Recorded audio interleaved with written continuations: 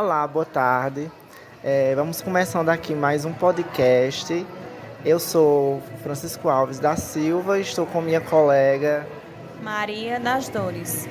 Nós juntos somos alunos do curso de Educação Física e estamos fazendo esse podcast voltado para a disciplina de Metodologia dos Esportes. E nosso convidado de hoje é o professor especialista em exercício físico e saúde, Alan Vinícius. Boa tarde, Alan. Boa tarde, é um prazer estar aqui com vocês. E basicamente a gente vai contextualizar a questão da importância do gênero na educação física e nos esportes.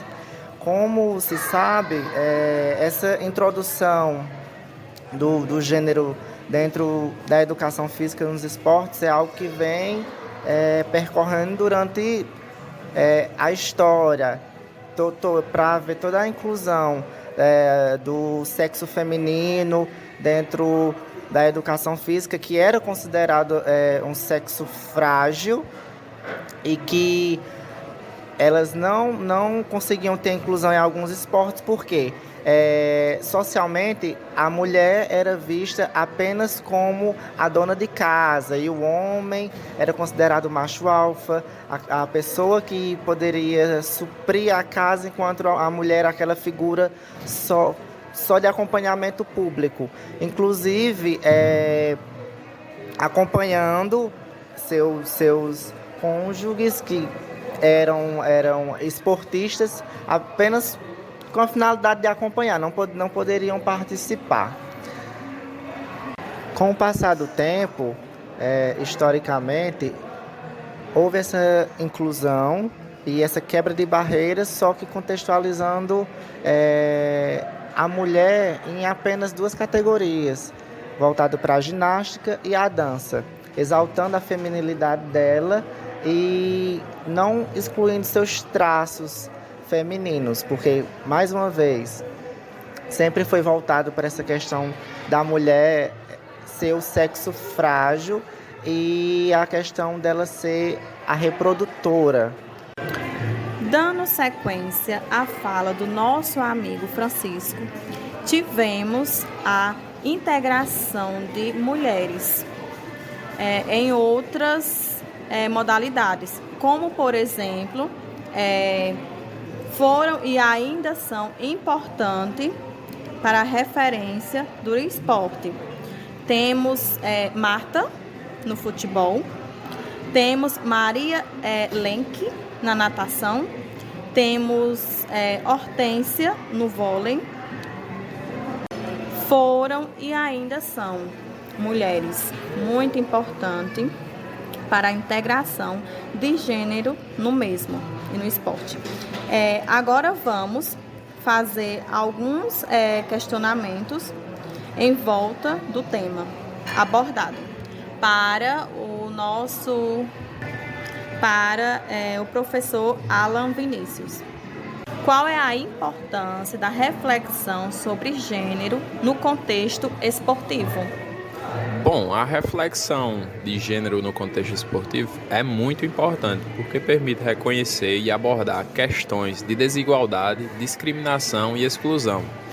É um debate que favorece ações que colaboram para a igualdade de oportunidades, o respeito à diversidade e à inclusão de pessoas de todas as identidades de gênero no esporte, contribuindo para um ambiente mais justo, inclusivo e igualitário. Ela vai além do simples fato de aumentar a diversidade e a inclusão. A presença de mulheres nas atléticas e nas práticas esportivas ajuda a quebrar estereótipos, preconceitos sobre o papel da mulher na sociedade. Ela também mostra que as mulheres são capazes de competir e se destacar em qualquer esporte. Professor, quais são os principais desafios enfrentados em relação à equidade de gênero no esporte? Bom, em relação aos principais desafios enfrentados em relação à equidade de gênero no esporte, a gente pode citar alguns. Dentre eles, a disparidade de oportunidades que expressa menos acesso a recursos financeiros, a instalações esportivas e a oportunidades de treinamento. A discriminação também de estereótipos de gênero limita muito as expectativas e oportunidades, e isso leva à discriminação e exclusão. Também podemos citar a desigualdade de pagamento e reconhecimento financeiro, menos patrocínios, menores prêmios em dinheiro e reconhecimentos. A falta também de representação e visibilidade da mídia e os patrocinadores muitas vezes dão menos destaque, principalmente às competições. A cultura também e ambientes esportivos ainda são permeados por uma cultura muito sexista e machista, com casos de assédio sexual e intimidação. E aí, para superar esses desafios, requer um esforço conjunto de governos, organizações esportivas, da mídia, de patrocinadores e a sociedade no geral, para promover políticas e práticas inclusivas que garantam a equidade de gênero no esporte, porque a gente ainda tem uma sociedade muito preconceituosa.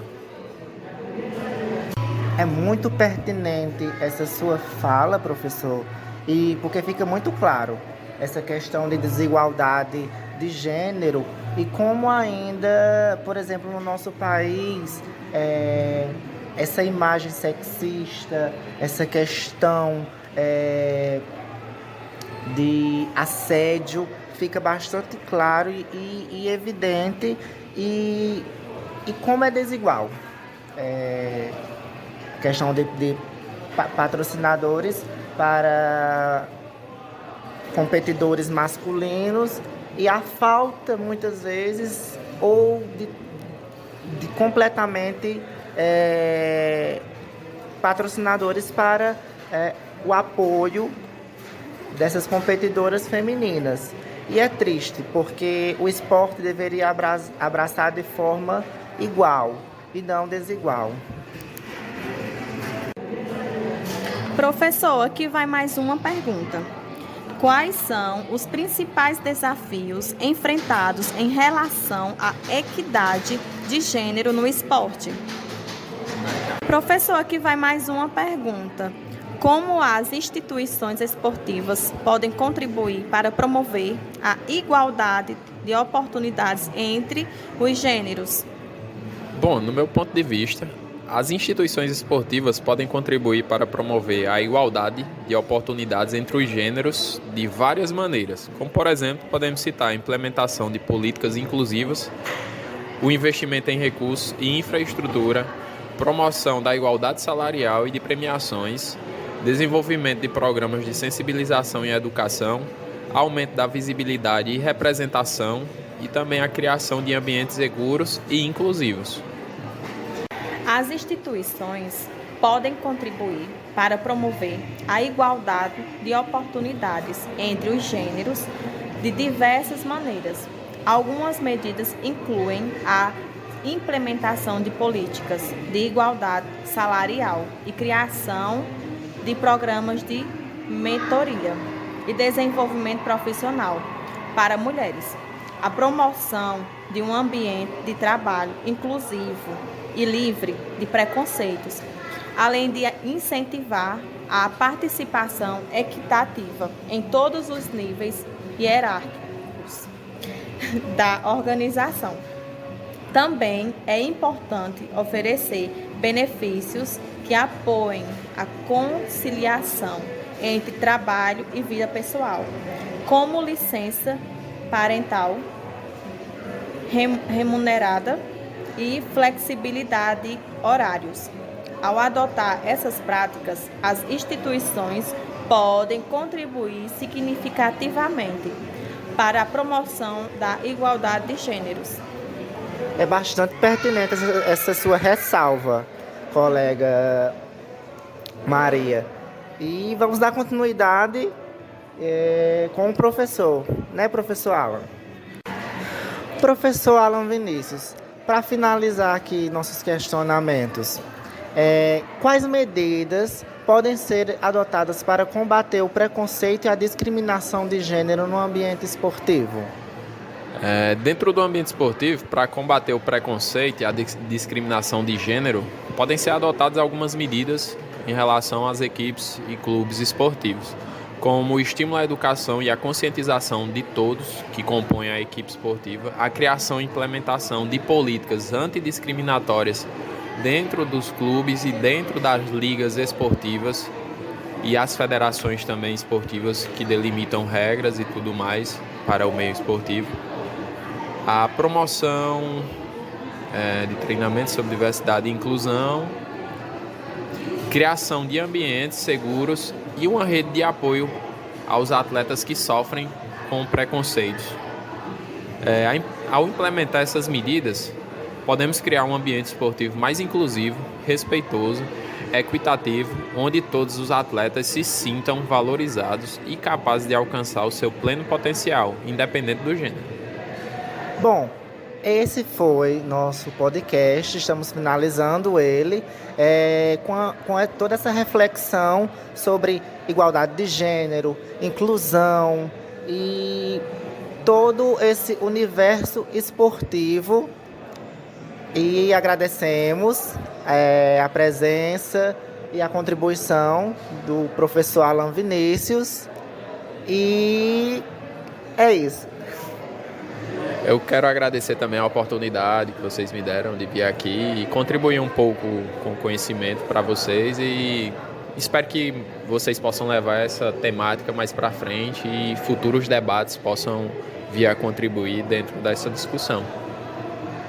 Muito obrigado. Após a finalização do nosso podcast, a gente pôde analisar e fazer algumas ressalvas referente à temática e, claro, em cima da fala do professor Alan Vinícius. O que é que a gente pode contextualizar? Que as relações entre os homens e as mulheres foram desiguais. Aos homens foi dada quase que naturalmente a função de dominador e com isso colocaram as mulheres em constante posição de subalternidade em relação aos homens. Às mulheres foi herdada a função de donas de casa e de reprodutora, não apenas biologicamente, mas muito mais socialmente.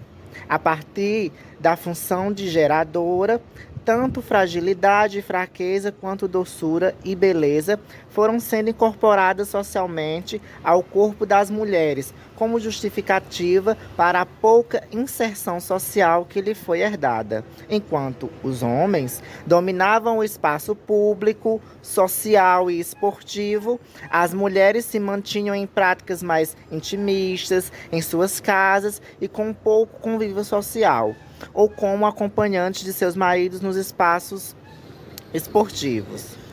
Chegando à educação física e ao esporte, as mulheres primeiramente iam para as práticas acompanhando seus maridos.